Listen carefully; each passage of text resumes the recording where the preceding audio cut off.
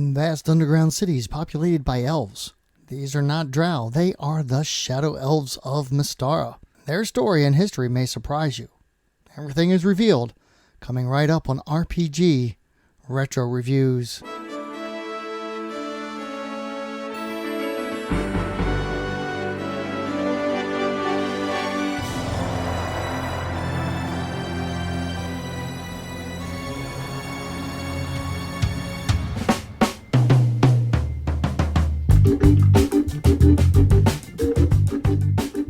Hello everyone, welcome to my channel RPG Retro Reviews.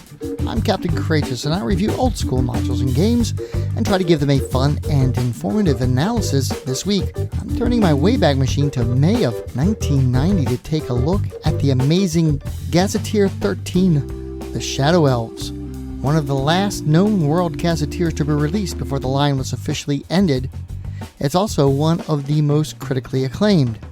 This Gazetteer is a real game changer, not just for the high quality of the supplement, which rivals anything that had been produced for the AD&D line at the time, but also for the additions to the game rules, and especially the big reveal as to the true nature of the Shadow Elves in the Dungeon Master section of the rules. So, this is a good time to say spoiler warning. If you are going to play in a Mystaran campaign, knowing some of the information here might spoil a great surprise later on down the road, so you might want to direct your DM to this video. Otherwise, let's get into it. Released in May of 1990, the Shadow Elves Gazetteer was the 13th in the series, which had begun innocently enough as a coverage of the map of the known world years earlier, based on the Dave Cook expert set, and now had ballooned into a full-blown, rich and vibrant campaign setting, shepherded carefully along by TSR line editor Bruce Hurd, and this supplement was written by Carl Sargent and Gary Thomas. I've already covered several of the Gazetteers in this series, including the Grand Duchy of Karamikos, the Principalities of Galantry, and the hilarious Orcs of Thar. And you would do well to check those reviews out. A playlist is in the information box and at the end of this video. Before I get into the specifics of the Shadow Elves, however, let's talk briefly about the world of Mystara. One of the things that fascinated me about this setting was how it actually connected back to Dave Arneson's Blackmoor campaign, said to be taking place 3,000 years after the fall of Blackmoor and the Great Rain of Fire. Not to be confused with the same Rain of Fire in the Greyhawk setting. Mystara was also distinctive in that there were no deities like in AD&D, but immortals, many of whom were once mortals themselves, but through great trials and tribulations had ascended to immortality. This is key to many of the legends and the rich history of the setting, that great heroes and villains have ascended to an exalted state. Frequently, such immortals will continue to watch over the people of their birth, such as the immortal Halav and the Trollodar people in the Grand Duchy of Karamikos. The immortals also ascribe to one of the 5 spheres of influence, which I've talked about numerous times on the channel as well. There's thought, time, matter, energy, and entropy, and that guides the immortals on their goals and ideas. The Shadow Elves have a more storied and convoluted history with the immortals, having not one, but 2 immortals seek out their veneration. An evil immortal of entropy, Atzintawatl, and an immortal of energy known only as Raphael. The Great Rain of Fire is integral to the history of these lost tribes of elves who resided in Blackmoor during the Cataclysm. I covered extensively also the 4 Dave Arneson Blackmoor modules: Adventures in Blackmoor, the Temple of the Frog, the City of the Gods, and the Duchy of Ten. The mysterious Blackmoor device that explodes and causes the Great Rain of Fire is actually the nuclear reactor from a crashed spaceship, the FSS Beagle, though it's never implicitly stated. Raphael's arcane explorations into energy and thought using the ship's nuclear reactor may have directly led to the Cataclysm. Regardless, the Shadow Elves are composed of 4 lost clan of elves: the Celebril, the Parador, the Felistor, and the Gelbath. In order to survive, these clans fled deep underground. wandering the vast cavern network beneath the known world for many years, cultivating the fungus that grew underground to survive until they came across a mysterious temple occupied by underground humans called the Azkans. The elves drove the humans from that place, and as desperate and horrified as they were, they sought salvation from the temple's deity, an evil immortal known as Atzintawatl. The immortal embraced the elves quite eagerly, seeing their potential to cause great chaos. Here the elves established a city known as Angmor, but the disturbed lands had not fully settled from the initial cataclysm, and about 200 years after the establishment of their new city, it was destroyed by a massive volcanic eruption and lava flows. While many elves died, many more were able to escape through the use of magic, where the elves fled even deeper into the vast cavern network. There they wandered many decades in despair, barely surviving and seeking a new place to settle. During this time, Raphael had become a disembodied soul when his body was disintegrated by the Blackmoor cataclysm. But for hundreds of years his soul wandered vast plains until he somehow heard the despair and thoughts of the lost elven tribe. Using their thoughts as a guide, he found his way back to their prime material plane and managed to take physical form once again, finding that he was now immortal. In gratitude, Raphael decided to adopt this lost elven tribe as his own and guided them to a great cavern where gravity worked strangely, and one could even walk on the roof of the cave. Here they established their first city, the City of Stars, and Raphael named them the Shadow Elves, and gave them the 14 verses of the Refuge of Stone. These 14 verses became the basis for the new religion of the Shadow Elves, and would guide them and allow them to thrive for centuries to come. Underground, without any surface enemies and very little in the way of an underground threat, the population of the elves exploded and ultimately expanded outwards, establishing 4 vast underground cities. The primary location is, of course, the City of Stars, numbering about 250,000 elves and dominated by Clan Celebril. The City of Stars is the religious center and the seat of government for the nation. Next is New Grunland, with a population of about 40,000 elves and dominated by Clan Parador, located a full 100 miles north of the City of Stars, and is a good 12-day journey through the twisting tunnels. After that is the City of Alfmire. 25,000 Shadow Elves reside here, and it boasts the largest vein of soul crystals than any of the other cities of the Shadow Elves. And finally, there is the City of Elfolastrel, with a population of about 17,500 and dominated by Clan Gelbath. The primary feature of this city is the clan's mastery of spider silk weaving, gathered from the webs of the dangerous and highly poisonous shroud spiders. The tailors are much revered and venerated for their bravery and skill. All of the cities are focused on the gathering of soul crystals, which they are told contain the immortal souls of other Shadow Elves. This is the way of the Shamans. In order for new Shadow Elves to be born anew, these crystals must be mined and then sanctified by the Shamans of Raphael. Thus, the religious significance of this task cannot be understated. The very survival of the clans is dependent on the gathering of these invaluable crystals that contain the immortal souls of the Shadow Elves. The birth of a new Shadow Elf is an auspicious occasion in general, but some Shadow Elves are born with birthmarks on their faces. Symmetrical and purplish in design, such children are said to have the mark of the shaman. At age 10, such children are taken from their parents to be raised in the temple where they can be taught the ways of Raphael and become future shamans themselves. In the event the child does not wish to enter the priesthood, the strange marks fade when the child reaches adulthood. When a Shadow Elf dies, their soul returns to one of the crystals to await a new birth in the future. Of course, it is said that those elves that are diligent in the ways of Raphael will find their souls in a crystal currently in use, perhaps even around the neck of a shaman, and thus will be reborn quicker. It is also said that some shamans will actually be able to converse with the departed souls within the crystals. But the shamans themselves do not speak openly about such things. The way of the shamans is not for everyone's ears. Not all elves that are born with the strange purplish marks are symmetrical and beautiful, however. Some are quite horrific and terrible, and births such as those are said to contain the souls of Shadow Elves that led wicked lives in their past. In these cases, a journey to vast underground caverns is taken, led by a shaman. Along with the parents, several weeks or days, a certain cavern is found, said to be guided by Raphael himself, and after a short ceremony, the marked infant is abandoned to its fate. But it is said that Raphael will guide him. At least all of that is the mythology of the Shadow Elves that is told to the general populace. This is, of course, complete fabrication. The real story behind the soul crystals is a lot more shocking. The truth of things relates all the way back to the Blackmore nuclear reactor, the engine from the FSS Beagle that Raphael was studying before he was killed.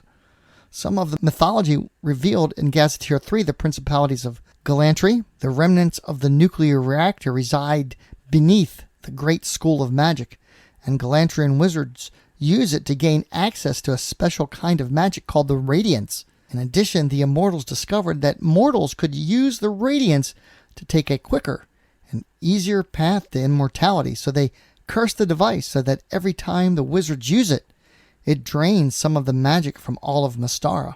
In reality, the soul crystals are actually pieces of this reactor as well, and the legends attached to them are so that the populace will hold them in high regard and go to great lengths to gather them. With the soul crystals, Shadow Elf shamans can also cast radiant spells. However, mastering this ability is very dangerous and has a 1% chance of corrupting a part of the user's body, causing a rotting disease that mortals cannot heal. However, this effect does not bother possessors of soul crystals. Instead, due to use of magic used by Raphael upon the crystals, the effect is displaced forward and the corruption affects future generations of Shadow Elves. In addition, the magic draining of Mystara due to Radiance magic use is avoided by casters who use soul crystals to cast their spells. Thus, soul crystals are actually minor artifacts which allow safe and portable use of Radiance power. However, they are quite delicate due to their age and the magics cast by Raphael upon them, and if are taken above ground, they crumble to dust. Only the white shamans and the radiant shaman herself are aware of the true nature of the soul crystals. The Shadow Elf player section of the Gazetteer goes into great detail on the life and training as well as the various levels of mastery of Raphael's shamans. From the junior acolytes to zero-level shamans all the way up to the high-level white shamans, the various trials and initiations into the order are discussed with much of the detail provided in the DM section of the supplement. What makes this entire setup really great is that only the secret information, especially the big reveal about the soul crystals, is exclusive to the DM's guidebook, while the mythological information is provided in the player's guide. Thus, when running a Shadow Elf campaign, the players, like their characters, are totally in the dark about the real nature of their order, and the DM can slowly begin to give hints about things as the campaign progresses. I know I've always wanted to run a pure Shadow Elf campaign for this reason, which begs the question, have any of you out there ran or played in a Shadow Elf campaign of this nature? I would really be interested in hearing about it and how the players took that big reveal at the end. Of course, rules for playing a Shadow Elf are provided in the player's book. Shadow Elves who are not shamans are basically regular elves with a few minor differences, and there are some changes to how they progress to higher levels, essentially as choosing to specialize as either a fighter or wizard after 10th level. There is, of course, a detailed progression chart provided for those Shadow Elves who become shamans. Further, the supplement continues the tradition of introducing a skill system to D&D, and like other supplements of this line, provide great detail on skills that are specific to the culture and daily life of the Shadow Elves, but also interesting skills like disguise and tracking. The list provided here is amazingly comprehensive, taking up 4 3-column pages to describe, as you can see here. In addition, there are quite a few new spells introduced, and some of the use of the Radiance magic is explained. The setting also introduced some interesting flora and fauna to the game, such as a variety of fungi and magic lava fish, the memory gourd, and of course the massive skin wings, distant relatives of the pterodactyl. They are ridden by Shadow Elf warriors and are vital in the defense of Shadow Elf cities. The supplement also details a variety of types of campaigns that can be had in this impressive setting, where the players take on a variety of roles, anything from Shadow Elf adventurers to guards to even an all-shaman campaign. Of course, this setting offers a variety of roles and classes to play Shadow Elves, and a rich campaign in which the characters seek out adventure, while searching for soul crystals in the dangerous underground realms of the setting immediately suggests itself. Gazetteer 13 expands the known world in many ways, adding to information from previous supplements, the Principalities of Galantry, the Elves of Alfheim, and alludes to the then future and still in development supplement, the Hollow World. In addition to greatly adding to the Blackmoor lore, the mysterious Radiance magic, and expanding out the history of the known world in interesting and surprising ways. Artwork for this supplement, like the previous in the series, has cover art by the brilliant Clyde Caldwell. The intriguing artwork reveals the mysterious facial markings of the Shamans. The soul crystals features a Shadow Elf riding a skin wing, and the mysterious temple of Atantuatl. The interior art is by the ever-competent Stephen Fabian, who does an outstanding job capturing the mysterious nature of the underground realms of the Shadow Elves. Getting your hands on this awesome supplement is fortunately very easy to do. Of course, you could go the auction route, but original copies of this popular release go for around $79.99 or more.